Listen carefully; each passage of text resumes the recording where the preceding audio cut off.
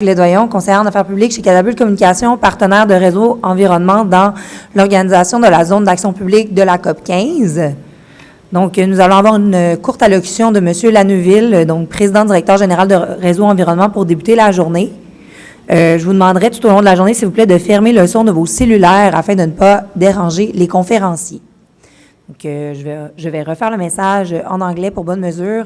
Ladies and gentlemen, welcome. My name is Olga Gledoyon, Public Affairs Advisor at Catapulte Communication, partner of Réseau Environnement in the organization of COP15, Public Action Zone. We will start the day with a short speech from Mr. Mathieu Laneuville, CEO of Réseau Environnement, and then we will proceed with the first conference. Throughout the day, I will ask that you turn off the sound on your cell phones so that we might all enjoy the conferences. Thank you. Enjoy your day.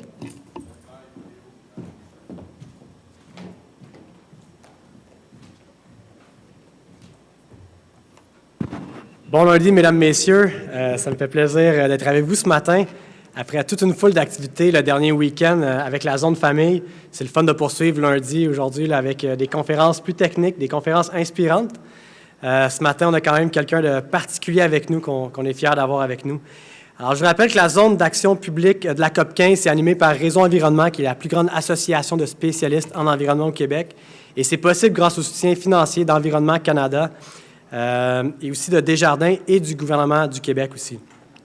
Jusqu'au 14 décembre, on va avoir plusieurs activités, des conférences qui sont accessibles au grand public et surtout qui sont gratuites. C'est vraiment une volonté qu'on avait de pouvoir rendre ça accessible à tous, cette COP 15-là. Ça va mettre en valeur différents domaines de la biodiversité, permettre à toute la population ainsi qu'à l'ensemble des organisations intéressées d'en apprendre davantage sur toutes nos solutions à notre portée pour encourager la biodiversité et se donner les moyens de mettre un terme à la perte de biodiversité à l'échelle planétaire. Vendredi, on a reçu Mario Cyr, qui a émerveillé les gens avec des images dans l'Arctique sous-marine et l'immensité de notre biodiversité. Et durant la fin de semaine, on a accueilli petits et grands pour leur faire découvrir toute la richesse de notre environnement. Et aujourd'hui, on a une journée remplie de conférences. À 10h30, on va voir le ministre de l'Environnement, M. Benoît Charette, qui va nous faire le privilège de revenir une deuxième fois lors de ces activités de la COP 15. On va suivre ensuite avec un panel en compagnie du maire du Québec, Bruno Marchand, qui nous avait offert un discours électrisant pour ceux qui étaient au Salon des technologies environnementales du Québec en mars dernier, qui a fait un standing ovation. On va aussi avoir la mairesse de Sherbrooke, Mme Évelyne Baudin, concernant l'impact de nos municipalités sur la protection de la biodiversité. On l'a vu, les municipalités sont au premier plan pour faire les différences en biodiversité. On l'a vu en fin de semaine avec l'annonce qu'on a eue ici avec l'ensemble de la CMM pour atteindre 30 % de protection d'ici 2030. On sait que l'ensemble du Québec est déjà à 17 %, la CMM est déjà à 23 %. Il va falloir poursuivre dans cette voie-là. En après-midi, on va aussi avoir la chance de recevoir le biologiste bien connu Jeff Corwin, qui viendra nous offrir une conférence résumant ses nombreuses expéditions à travers le monde. Alors, encore une fois, ça va nous faire rêver, un petit peu comme Mario Cyr nous avait pu le faire dans le monde sous-marin. On a également le plaisir aussi aujourd'hui de recevoir Gaston Derry, qui va aborder la question fort importante de l'implication citoyenne en matière de biodiversité. Souvent, on sent que c'est juste nos gouvernements, mais les citoyens et citoyennes, on peut faire une grande différence. Et finalement, en fin de journée, on va avoir un panel offert sur l'impact de la biodiversité dans l'ensemble du Canada. Je veux juste vous dire que la conférence Vote pour ça, prévue à midi, est annulée. Et après cette journée bien remplie, on a eu la chance d'avoir une confirmation la semaine passée de vous inviter à un cocktail à partir de 19h en compagnie du violoncelliste Alexandre Dacosta, qui va nous emprunter les 4 saisons de Vivaldi. Vivaldi, déjà au 18e siècle, qui avait déjà la biodiversité en tête. On va avoir Samian, l'artiste Samian des Premières Nations, Yama Laurent aussi, qui va être avec nous, entouré de l'Orchestre symphonique de Longueuil. Alors, ça s'annonce très prometteur si vous voulez rester tard en soirée aujourd'hui. Alors, avant toute chose, nous avons une invitée très spéciale ce matin. C'est pour moi un grand privilège de présenter la Dr. Gladys Zikusoka, qui a été nommée femme championne de l'environnement par l'Organisation des Nations Unies. C'est vraiment une femme inspirante. Et vous savez, la mission de Réseau Environnement, c'est de catalyser l'économie verte. Et ça passe justement par le bien-être des humains et aussi par toute notre diversité qu'on a, autant en biologie, mais aussi dans les humains. Madame Gladys a été fondatrice et PDG de Conservation Through Public Health. Elle est vétérinaire spécialiste des espèces sauvages reconnue mondialement pour son travail qu'elle fait en Ouganda. Elle a passé 3 décennies à aider à sauvegarder certains des primates les plus rares du monde, notamment les gorilles de montagne qui sont menacés d'extinction. La majeure partie de son travail s'est déroulée dans les communautés pauvres d'Afrique de l'Est qui bordent les zones protégées. où elle a contribué à améliorer les soins de santé et à créer des opportunités économiques, transformant de nombreux habitants en partenaires de la conservation. Vous le savez, c'est un des gros enjeux qu'on parle à la COP 15, qu'on a parlé aussi à la COP 27 sur le climat. Beaucoup de nos comportements dans le nord de la planète, dans les dernières décennies, influencent beaucoup la planète et beaucoup d'impacts se font ressentir aussi dans le sud. Alors, on a une responsabilité aussi à faire une différence là-dessus. So first of all, we have a very special guest this morning. It's a great privilege for me to introduce Dr. Gladys Kamela Zikusoka. She's the founder and CEO of Conservation Through Public Health, wildlife veterinarian by training, who is recognized globally for her work. Will go on to spend 3 decades helping to safeguard some of the world's rarest primates, including endangered mountain gorillas. Much of her work has been in impoverished East African communities that border protected areas, where she has helped improve health care and create economic opportunities, turning many locals into partners into conservation. So, merci et bonne conférence.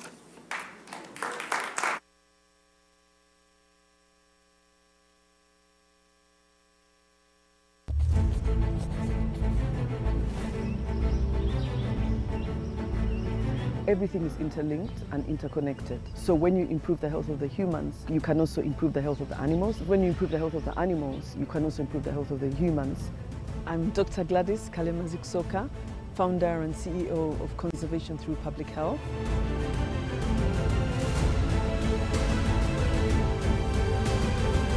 I've been working with gorillas for 25 years. Back in the 1990s, it was not common to have vets working with wildlife. These animals are so affected by humans that you can no longer just leave them to be there for natural selection. You really need to have veterinarians. I became the first full-time wildlife vet in Uganda. I discovered that people were making gorillas sick. Gorillas lost their hair and started developing white scaly skin. It really did look like scabies. We started to really suspect that it came from humans, and that's exactly what happened. When I became a vet, I thought I should only focus on wildlife. But having seen that the gorillas are getting sick from people, I realized I also have to start caring about the people.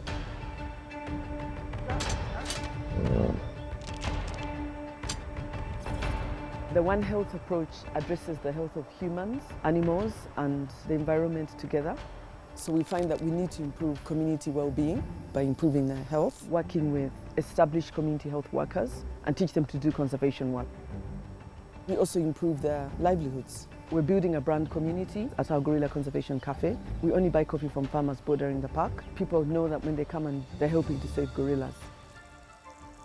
We have a team of gorilla guardians, and once these local communities see the gorillas in their garden, they can call out the gorilla guardians and they'll safely herd them back without hurting anyone.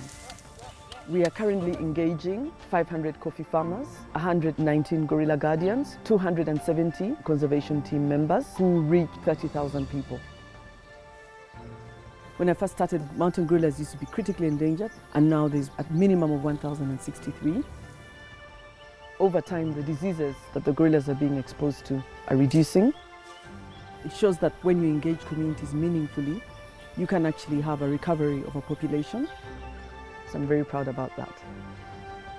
All along this conservation journey, I've been seeing very few women. I hope I'm inspiring women and men to break those barriers, and we hope that through the award, we'll be able to inspire more people to adopt those approaches all around the continent.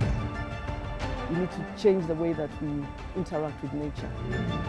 Break those boundaries, challenge society norms, respect nature. Act now before it's too late. Let's restore our relationship with nature. Join Generation Restoration.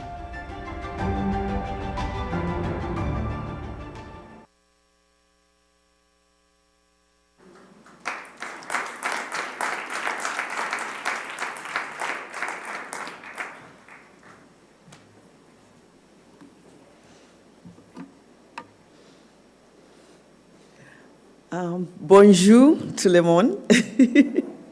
I'm very excited to be here. I just came in from Uganda yesterday, so I'm not used to the cold. But I'm very happy to be here. This is my third time in Canada. I came in transit through Toronto. Then I attended a conference in Vancouver about 10 years ago at the American Association for Advancement of Science. And then today, so I was very excited when Rosu Environment invited me to come and speak at the COP15. Actually, my mom said I should mention that she's ever been to Canada.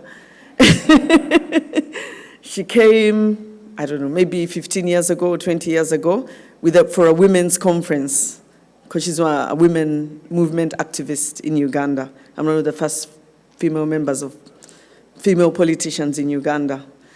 I've been working with mountain gorillas for a long time, over like 26 years.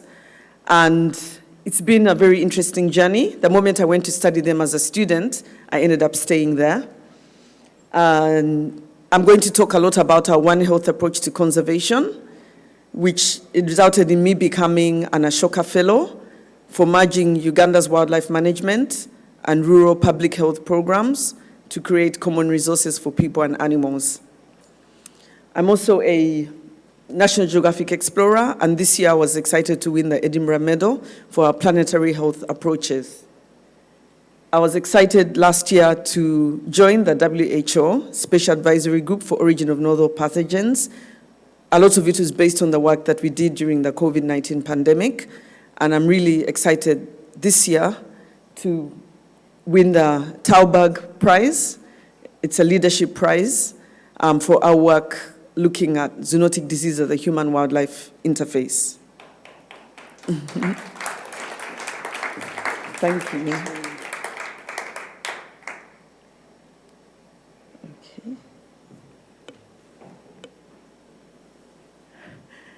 The video that you saw up there was in 2021. I was extremely honored to become a UN Champion of the Earth for our One Health work, and an Earth Champion in Science and Innovation.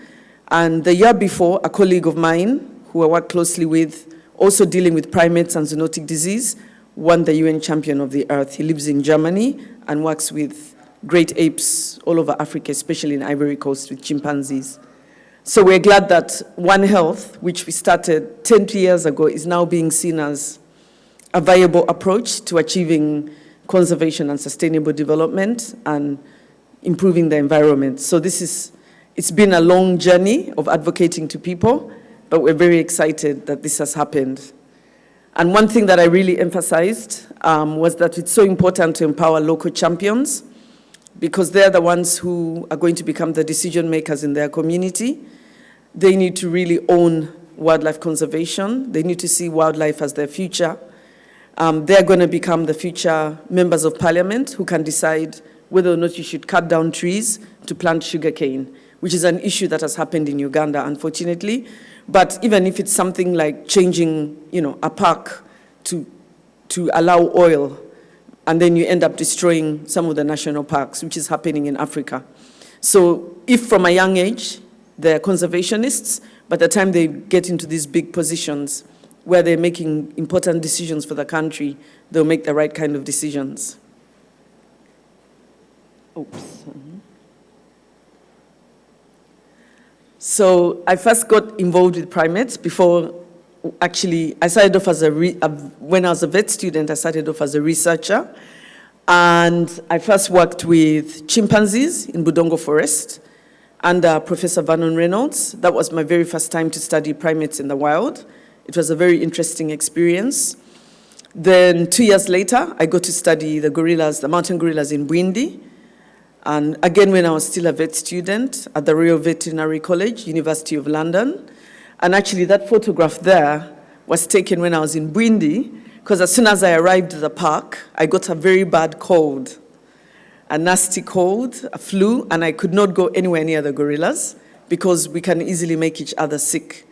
And so I had been dying to do this for so many years, and now I'm there, and I wasn't sure if I was actually going to see the gorillas. So I had to spend a whole week trying to get better. And my supervisor used to be a vet in Rwanda with the gorillas, and now she was starting up an international gorilla conservation program in Uganda. And she just introduced me to the park staff, and I just used to take them my sample pots to collect fecal samples because I was looking at diseases in the gorillas by collecting their fecal samples. And I waited patiently until I got better. But when I took that photo, I went for a walk to the waterfall just to comfort myself. But by the time I got to see the gorillas, I realized why it's so important that we have to be healthy when we visit them because they're so few in number and we can easily make each other sick. So that's Kanyonyi. He's one of my favorite gorillas. I knew him since he was a baby. Gorilla tourism in Uganda began in 1993, and I went there as a vet student in 1994, and then in 96, Kanyonyi was born. So I saw him since he was a baby, and even operated on his older sister when she got a rectal prolapse. When Kanyonyi became a big silverback, the silverbacks are the ones that head the gorilla group, he was so used to people that he used to like scaring tourists. He would frighten them to see their reaction. He was a very mischievous silverback. And sadly, Kanyonyi died in 2017 because he fell off a tree and died. Actually, when he fell off a tree and got a bad infection, then in spite of treatment, he wasn't getting better. And then when he fought with another silverback, he got weaker and eventually died. He died of natural causes, what you call natural causes, because fighting amongst gorillas is normal, because they want to, new gorillas should take over the group and you need new genes in the population. But it was so sad because everybody knew Kanyonyi. We had even named this coffee after him, and that's his photo, and I'll talk about that later in my presentation. But when Kanyonyi died, I actually shared it on Facebook, and many people, about 300 shares, because everyone had their own memories of Kanyonyi. But it showed how far tourism has gone. Since Kanyonyi was born, the mountain gorilla population has almost doubled, and there have been so many interventions, and I'm going to talk about them in my presentation. So the mountain gorillas are found in those two distinct populations. The one down there is the first discovered one in the Virungas, when the late Dr. Dan Fossey studied them in the Virungas in the 80s, actually the 70s and 80s.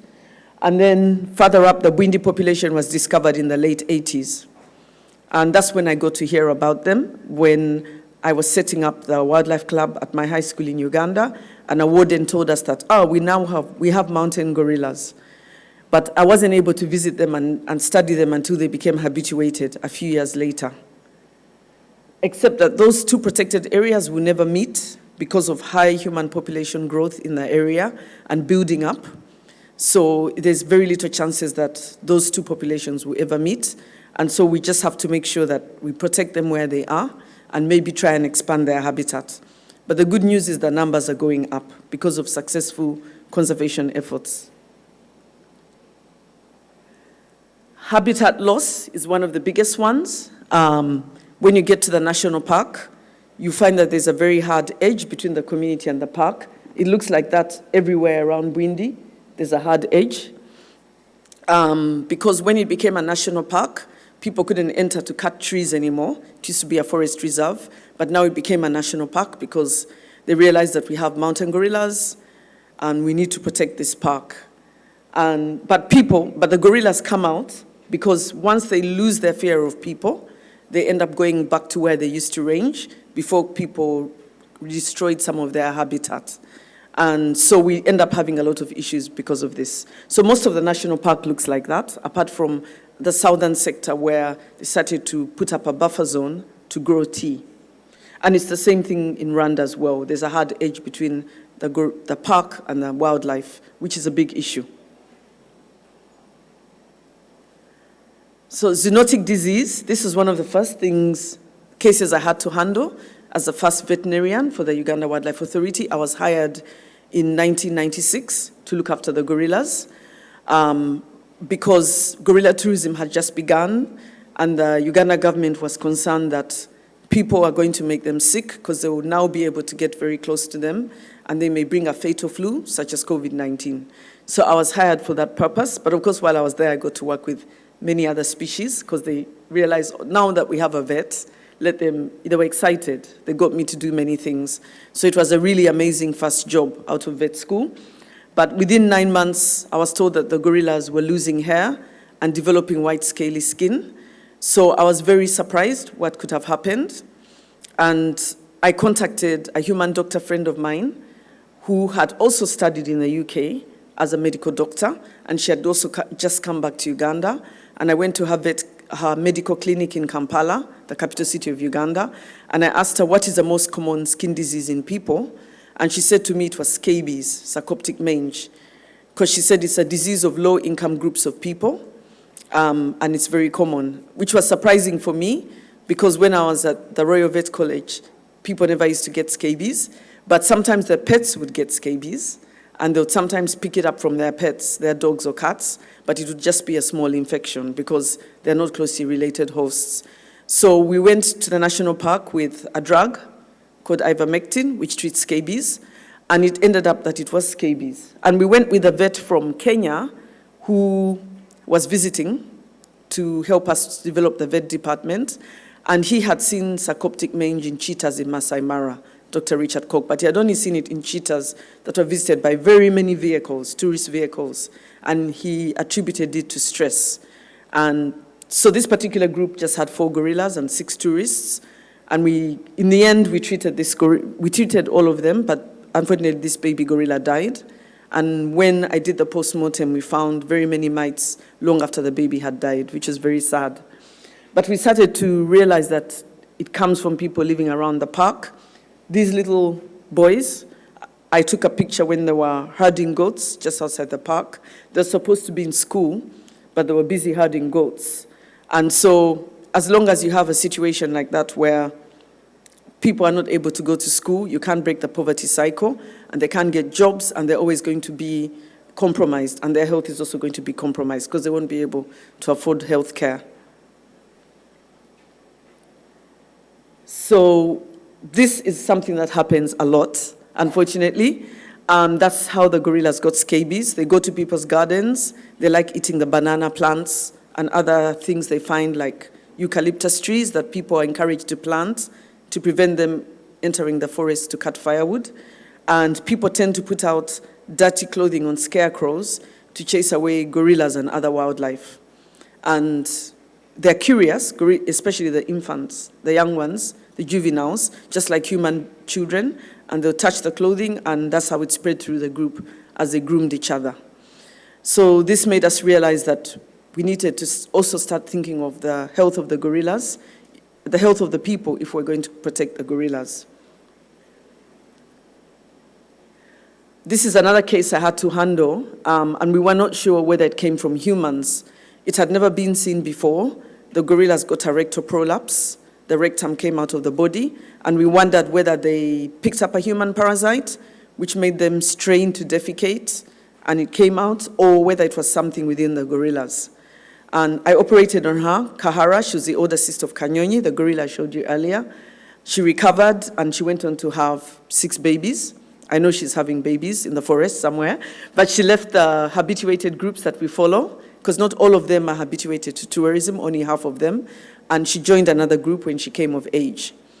It was an interesting one because when I intervened on her, some people thought that she maybe has bad genes, and I'm interfering with a gorilla we are promoting bad genes in an already endangered population. But because we weren't sure whether this disease came from people or it was from within the gorillas, and they're so few in number, that time there were only about 650, I went ahead and intervened, and everyone was happy. In the forest, you also have gravity water scheme that was set up to provide electricity for the surrounding communities, because the forest is not only important for the trees and the wildlife like the gorillas, but it's also a source of water. And so with support from UNIDO and GIZ, the German government, we're able to build a microhydro dam. My husband initiated, who's a founder member, he initiated this project, but other people ended up, the community, we handed it to the community. But of course the gorillas like crossing over because it's fun for them, and there's so many occasions when disease can be spread between people and gorillas. And so we founded conservation through public health. We keep the gorillas healthy and other wildlife and their habitats secure. Inside Bwindi Forest, and I hope you one day get to visit.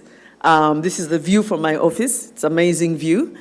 Inside that forest, you don't only have gorillas, but you also have chimpanzees, you have elephants, you have over 4 species of monkeys, you have baboons, you also have over 300 species of birds and 200 species of butterflies. So we get a lot of birders coming to Bwindi. We get people who like primates and people who like birds. They're always coming to Bwindi Forest.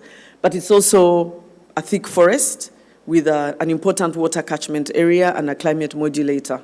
So when you keep a forest intact, a charismatic species like the gorilla can help to protect the habitat, and you protect all the other biodiversity there. And so it's exciting that at this CBD, Convention on Biological Diversity, COP15, it's good that now everybody's beginning to link climate and biodiversity because the two are very close together and they move together. We have 3 integrated programs: wildlife conservation, community health,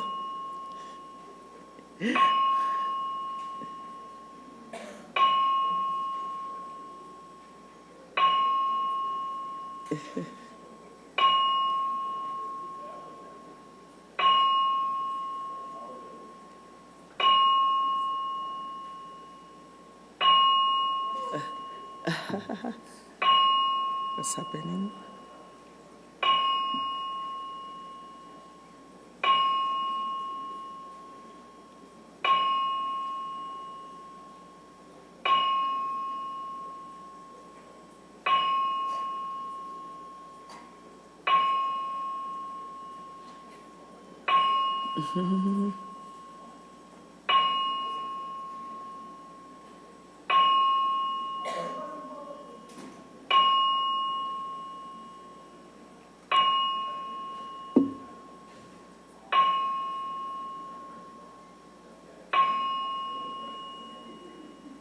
Is it a fire alarm?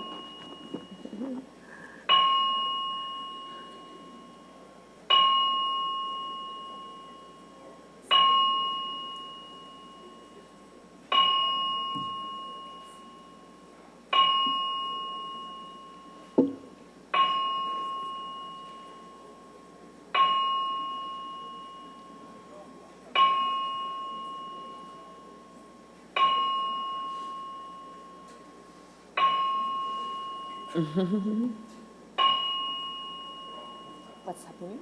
It's just a door at the back. Security just told them to close it, so it's the alarm because it's always open, like an emergency exit.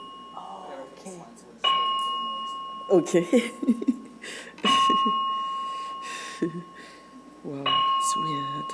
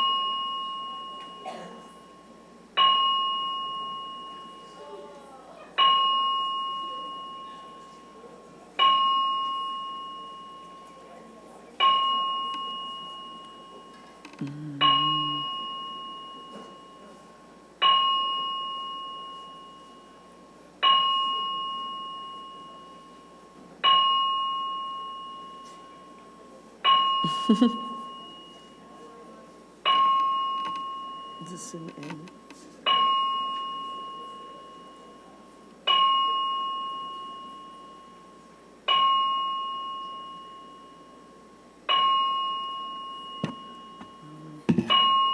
Want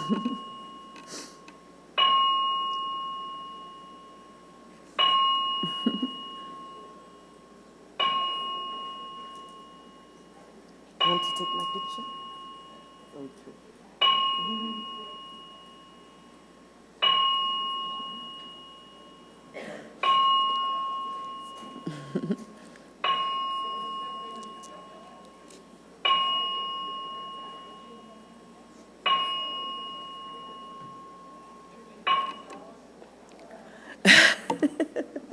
Finally.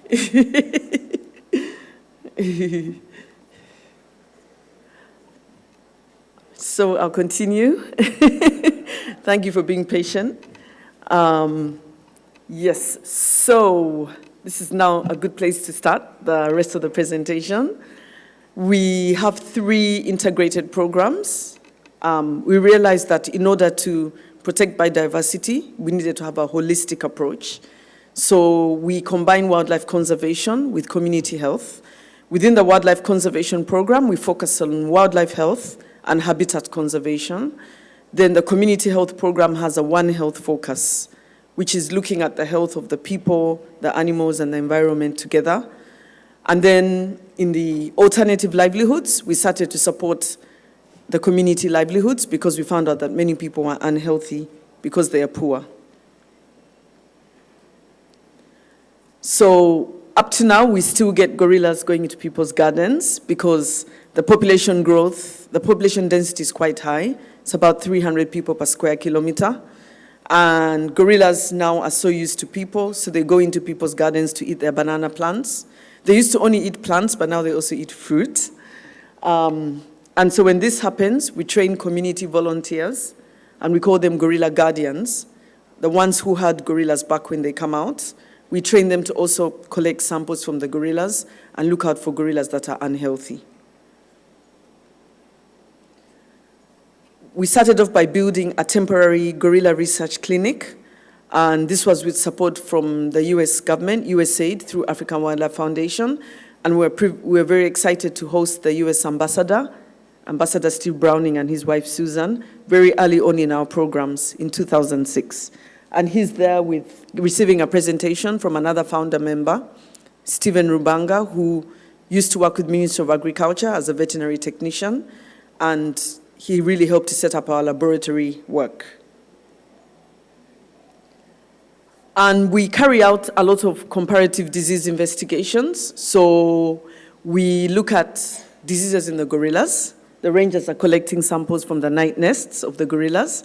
Gorillas build a nest every night, and as they get up in the morning, they defecate in it. And this enables us to be able to look for all kinds of things. We can look for diseases. We can know whether they've given birth if we see blood in the nest. We can also use those samples to look for genetic studies and many other things.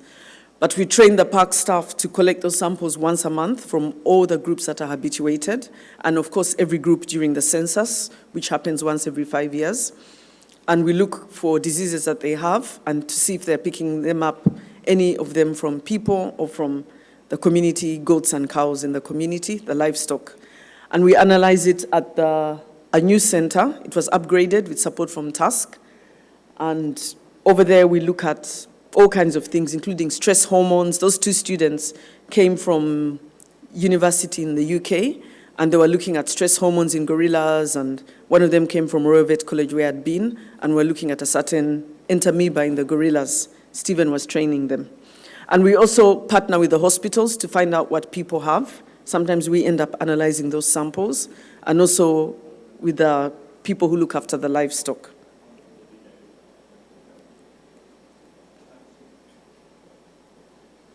A big part of what we do is behavior change, communication, education, and behavior change. And so I developed those brochures in my last year, working as the first vet for the Wildlife Authority. When I was working for the government, everyone was concerned that not only were gorillas picking up scabies, but people were openly defecating, so they could pick up, diarrhea diseases like salmonella and cholera. They were also concerned that people were very unhygienic.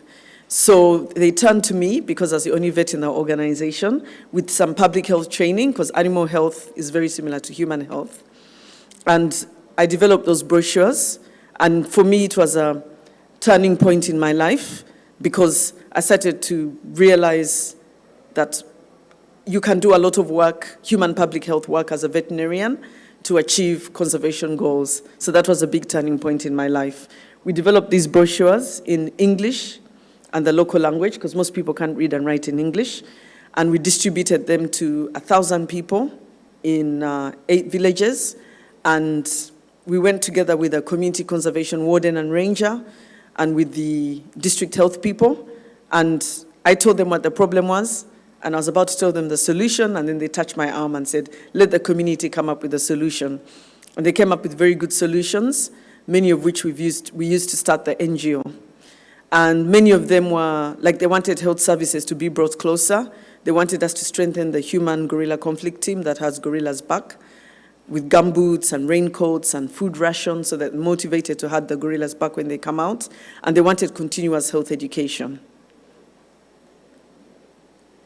And so some of the first things we started doing was community drama workshops. This is a school bordering the park, and they were acting a play about the message of people and gorillas needing to coexist, and we need to improve the health of the gorillas, the people, and how to prevent zoonotic disease and why we should protect the forest, which was great because you need to engage children at that young age because they're the future leaders of tomorrow. We also worked with traditional healers because they're the main doctor in the village. Many people live far away from the nearest health center, about 20 miles away, and when they get sick, it's easier to just go to the traditional doctor, who may not have all the treatments for their illnesses, but if you engage them, then we empower them to refer people to the health centers and look up, for example, for diseases like tuberculosis. They admitted they couldn't treat TB or HIV. But then when somebody's taking their medication, they can be the one who watches them taking it every day for 8 months until they get better. So we train village health teams who are community health workers trained to do conservation work. And there they are, like at the local health center. We're training them to promote healthcare together with conservation. We worked with the lady who helped to set up Population Health Environment Program. She's called Dr. Lynn Gaffikin. She's American, and she had worked with other conservation NGOs to set up community-based family planning around protected areas. So we added family planning to our model. And this is one of the local health centers. We are excited that through our approach, we're engaging men as equally as we're engaging women, which is very important to have gender equality in conservation. And so that's a typical home that you go to. You find that the children are almost the same age because they didn't have access to family planning, and this is increasing poverty in the home. So we basically got, the village health team is already recognized by the Ministry of Health. We just got them to also start to promote conservation together with healthcare. And they collect data regularly, and they talk about being healthy and hygienic, why family planning is important. They look out for people who are sick and refer them to the nearest health center. They teach people about forest conservation and gorillas and how to prevent zoonotic disease. And they get people to report homes that are visited by gorillas so that the gorilla guardians come quickly and the rangers to herd them away from these homes. They also talk about the benefits of tourism because mountain gorilla tourism is really helping to lift people out of poverty, but people have to benefit from it so that they don't have to enter the park to poach. And so they try and talk to people about how they can access these tourism revenue sharing funds, which is a great opportunity for conservation.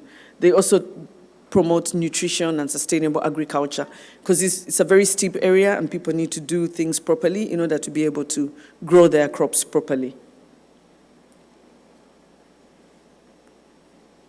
Okay. Did I switch it off? Yes.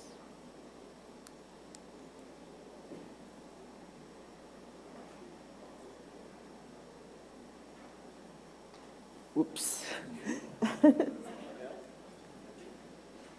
Okay.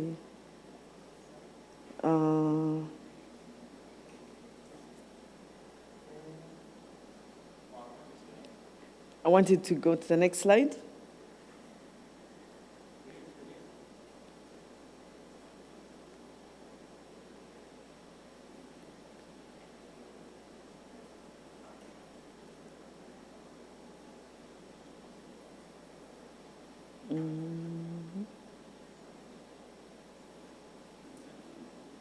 Okay, that's fine. And so this particular lady is giving a presentation to her community, and we developed some flip charts that talk about the issues we're addressing. She's able to give group talks to her community and change them, which is amazing, because in this community, very few girls went to school, beyond secondary school, beyond primary school. The moment they became 15, they would get pregnant and get married off. But now when you have somebody like that standing up in her community to talk, then it encourages other mothers to make sure that their children go through school and they can become leaders in their community. So Hope is talking to her community about all these issues, and being a woman, she's able to bring along all the other women in the community to address these issues. And I'll end off by talking about tourism. Gorilla tourism is a very lucrative activity. I hope one day you get to visit the gorillas. And this was before COVID. People were told that they have to be 7 meters away from the gorillas, and they're standing at a distance of 7 meters, which is great. But we found that on top of that, in spite of that, most tourists were getting too close to gorillas. In fact, almost all. And 60% of the time, tourists were breaking the rules. 40% of the time, it was the gorillas breaking the rules, getting too close to people, because they're so used to people. So we did some research with a student from Ohio University, and this really alarmed us quite a bit, because we are so closely related, and when the COVID pandemic began, we were like, oops, people are going to get too close to gorillas and make them sick, because they're already getting too close to gorillas. And so we teamed up with the different NGOs and the government, Wildlife Authority, to hold some training workshops in March 2020, just as COVID reached Uganda. And one of the most important things that came out of this workshop is that everybody has to wear masks. Before, people were reluctant to do it, but now it became like the new norm, because after all, people are wearing masks all over the world. And so now to visit gorillas, you have to wear masks, you have to have your temperature taken. There has to be a lot more strictness so that you can detect subclinical illness. And this was something that was being endorsed by IUCN and the Gorilla Pathology Specialist Group. And we found that some of the tourists that were getting too close to gorillas were now demanding that they don't want to make them sick, the gorillas and chimps. So the government increased the distance from 7 to 10 meters to be extra sure. And this was the first time we visited the gorillas wearing masks with that ranger, which was exciting. I actually went with my 15-year-old son that time. It was his first time to see gorillas, because you can only visit them from the age of 15. And this particular person there is a vet who's working at the Wildlife Authority. We donated infrared thermometers. This poster was made for preventing COVID between humans. With support from Solidaridad and Arcas Foundation, we're able to add a picture of a gorilla, because we're so similar to each other. The measures are the same. And now they were taken all over the village, and people now knew that if a gorilla comes to your garden, you call out the warden or the Hugo, and then they had them back wearing masks. So we trained the gorilla guardians and gave them all masks. And then we trained the village health and conservation teams also to talk about COVID. If you notice in that photograph, there are very few people, because Uganda was very strict about the lockdowns and COVID. And so you're only allowed gatherings of 5 people, and they only allowed certain people to go out. And because we're doing One Health work, our NGO was considered essential health workers, and we were able to go and talk to people about these issues using the purpose of social distancing. We sat on the Ministry of Health COVID task force, and we supported them in promoting vaccination education. We made sure that the rangers and the conservation personnel are amongst the priority people who get vaccinated, along with the health workers and the teachers. And then they also asked all of us to set up village COVID task forces wherever we worked. And because we work next to the gorillas, we set them up in 59 villages around the park. And they were headed by the village health and conservation teams. And on those COVID task forces, we had park staff there, the park ranger and the porters, because it was important for them to know the homes that are visited by gorillas, and also porters who carry tourist luggage to the gorillas. When gorilla tourism resumed, we had to make sure that they don't have COVID, so that they don't make the gorillas or the tourists sick. And we were able to donate pulse oximeters and infrared thermometers to all of them through fundraising on the internet. During COVID, tourism went down and poaching went up because a lot of people were earning a living and even they're relying on tourism revenue to feed their families. But there's a group started by a local entrepreneur called Evelyn. She started Right for a Woman. She was about to lay off all her women, and then we asked her to get the park staff to make them masks, because they used to make tablecloths for tourists and nice dresses, and now there were no tourists. So now we're able to keep some of them in business by making cloth masks, which really helped during the pandemic. But sadly, in June 2020, the lead silverback of Nkuringo gorilla group, called Rafiki, which means friendly, was killed by a hungry bushmeat poacher. The poacher was not killing him to eat gorillas. He killed him because he was trying to hunt other animals in the park, like duiker and bush pig, small antelope and bush pigs. And when the bush pig screamed, the gorilla charged because he was trying to protect his family, and he speared the gorilla out of self-defense, which is very sad. This poacher was put in jail for 11 years, which is the longest anyone has ever been put in jail for killing wild animals. But one thing we found also is that the women were urging their husbands to poach because they wanted to put food on the table. So when we checked on Rafiki's group 1 month later, we found that the group was unsettled because now it was headed not by a silverback. He was the only silverback in the group. And some of them had left the group because they didn't trust the blackback to look after them. The porter was carrying a mask saying, "In memory of Rafiki." Many community members were very upset that Rafiki was killed because Rafiki had helped to lift them out of poverty by allowing tourists to visit the group. And so when we visited this group, we found that they were, let me see. We found that they were a bit unsettled, and we needed to see how we can improve this situation. We were concerned that other poachers are going to come in and try and kill other animals and end up killing gorillas. And so we started to provide fast-growing seedlings to the local communities because we found out that they were poaching because they were hungry. And we made sure that that particular poacher's wife, who is now put in jail, she was among the beneficiaries of the Ready to Grow. So we provided it to over 1,500 households, so they're able to have something to eat, even in the absence of tourism. And we also said to them, even when tourism comes back, continue planting food in your garden, so that the money from tourism is not to feed you, but to maybe support other household needs. And this is something that they used to do before tourism began. But because tourism was so lucrative, you carry somebody's luggage to the gorillas, you get $50. You can spend all month just earning $50 from digging in your garden. So people just gave up digging and just focused on tourism. But when tourism disappears, which it did during COVID, or any other reason it can disappear, then they're stuck. And you find that a poacher, his dad is a reformed poacher. And as long as his son is bringing money home every day, he will keep out of the forest. But now his son wasn't bringing money, and so he will just go back to the forest to poach. So we're trying to get people back into sustainable agriculture so that they have food at a long time as they benefit from tourism. Gorilla Conservation Coffee is a global coffee brand we created. Every time I was visiting the gorillas, we crossed coffee farms. They told tourists that this is a coffee tree. Most tourists have only seen coffee in a supermarket or a coffee shop, and so they're excited to see that as well. But these farmers were not getting a steady market or a fair price because they want rangers or porters or selling crafts. So we started to engage them. And before COVID, that's the Entebbe duty-free in Entebbe, the main international airport, they were placing orders every week. During COVID, they stopped placing orders.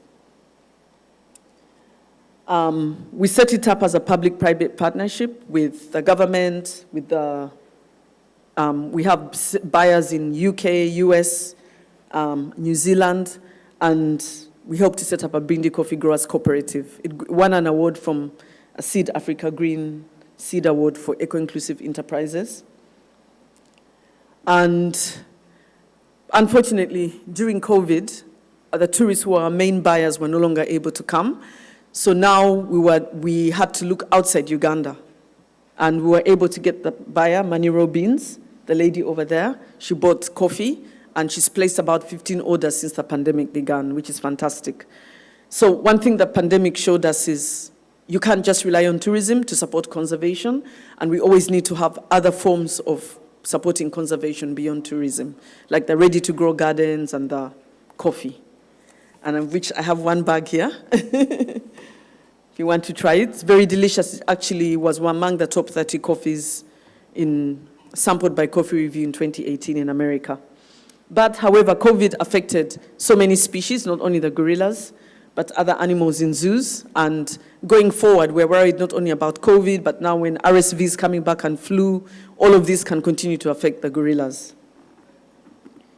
And so we developed a policy brief, which was launched at the IUCN conference, the very first African Protected Area Congress in Rwanda in July, where we targeted governments, donors, tour operators, in order to be part of the solution of preventing disease between people and great apes so that you can have sustainable, responsible tourism to great apes that can lift people out of poverty and enable conservation to move forward.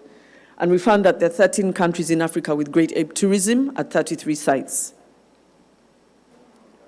And by responsible tourism, we mean you wear a mask when you visit the great apes, but you also make sure you visit the communities, buy their crafts.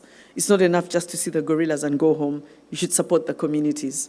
Because when a community member sees a tourist, they're unlikely to go into the park to poach. And so it was launched in Kigali, and we had tour operators there, governments, and as a co-author on the policy brief. And that website, protectgreatapesfromdisease.com, has a lot of information that we developed together with the University of Exeter and Bristol and Robert Koch Institute. And you should be able to get more information about this there. Anthrax is a disease which affects hippos in Uganda. Hippos died, and people who ate them were also dying and getting sick. So we joined a multidisciplinary task force together with the government and the big NGOs like Medicine Sans Frontières and Red Cross. And with support from USAID and MacArthur Foundation, we were able to address anthrax in the communities. We trained community animal health workers, and the Uganda government got better at digging holes in the ground to bury the hippos that had died and covering it with lime so that people can't find them and they can't spread everywhere to give anthrax to the people. And because of this task force, because in 2004, 300 hippos died, 6 people died, 200 people got sick, many cows got sick. But 6 years later, with a multidisciplinary task force, a One Health task force with all the different sectors, the hippo numbers reduced to 100. 100 hippos died. No people got sick, and cows didn't get sick. And we got involved in the second outbreak and helped to make sure that we work together with all the sectors to reduce the impact of the anthrax outbreak. So it just showed the value of a multidisciplinary approach. I wanted to talk about this particular project very briefly. It's being funded by the Canadian government, the International Development Research Center in Canada, and we're looking at other diseases all over Uganda, working with the government and universities to try and prevent brucellosis, Rift Valley fever, and Crimean Congo hemorrhagic fever. We are promoting African leadership in conservation and research, primate research and conservation, and I'm the vice president of the African Primatological Society. And because we wanted more and more Africans to really embrace conservation, and we held a conference in Uganda, the second one, where 85% of the presenters were from Africa. And this will enable them to become leaders in their community.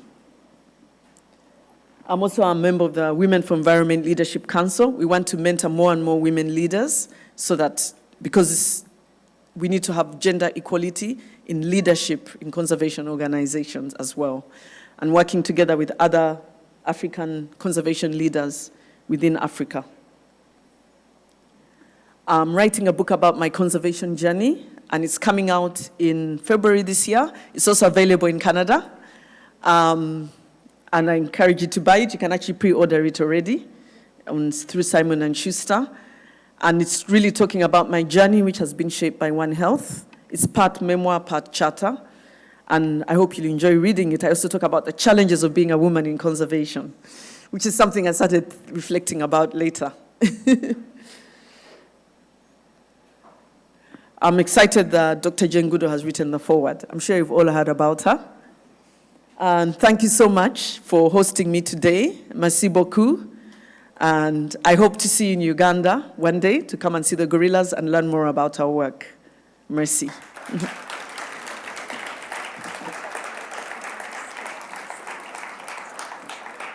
Yes.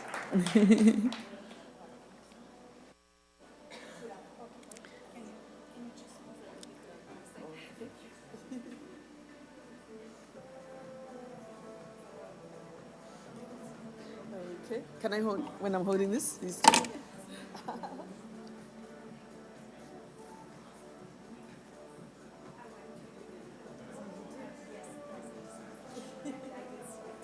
Oh, fantastic.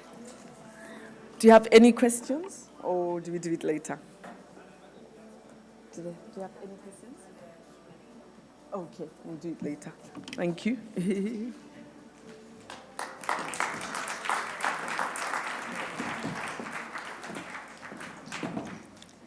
Merci énormément, Dr. Gladys, de vous être déplacé d'Ouganda, puis pour votre énorme générosité, puis pour votre travail extrêmement inspirant.